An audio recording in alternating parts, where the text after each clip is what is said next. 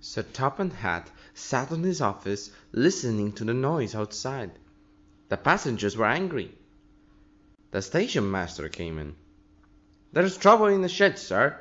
Henry is sulking, there is no train, and the passengers are saying this is a bad railway."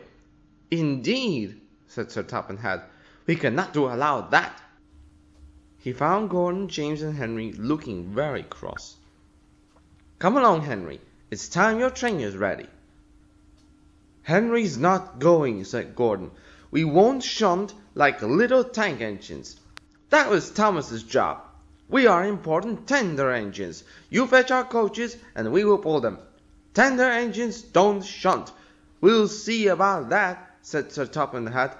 "No engine on my railway are too important for small jobs." And he hurried away to find Edward. "The yard has never been the same since Thomas left to run his branch line," he thought sadly. Edward was shunting. "Leave those freight cars, please, Edward," said Sir Topham Hatt. "I want you to push some coaches for me in the yard." "Thank you, sir, that will be a nice change." "That's a good engine. Off you go, then."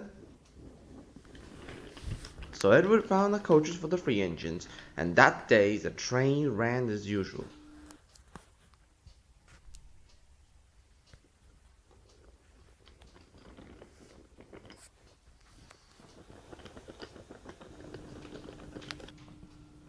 But next morning Edward looked unhappy. Gordon came clanking past, hissing rudely at him. "Bless me," said Sir Topham Hatt, "what a noise!" "They all hiss me, sir," answered Edward. "They say tender engines don't shunt. And last night they said I have grey wheels. I haven't, have I, sir?" "No, Edward. You have a nice blue ones and I'm proud of you. Tender engines do shunt. But all the same, we do need another tank engine here." He came to the workshop and they showed him all sorts of engines. At last he saw a smart little green engine with 4 wheels. "That's the one," he thought. "If I choose you, will you work hard?" "Oh, sir, yes, sir." "That's a good engine. I'll call you Percy." "Yes, sir, thank you, sir," answered Percy. And Sir Topham Hatt brought him back to the yard. "Edward," he called, "here's Percy. Will you show him everything?" Percy soon learned what he had to do, and they have a happy afternoon.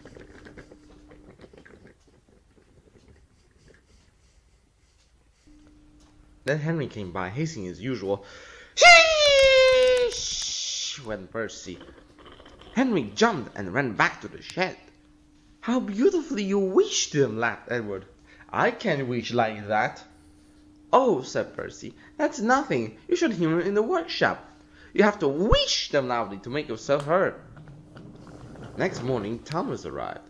"Sir Topham Hatt sends for me. I expect he wants help," he said to Edward.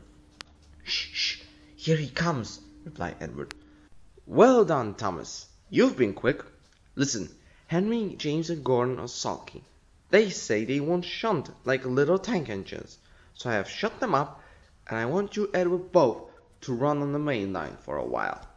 "Little tank engines indeed," snorted Thomas. "We'd show them." "And Percy will help too." "Oh, sir, yes, sir, please, sir," answered Percy.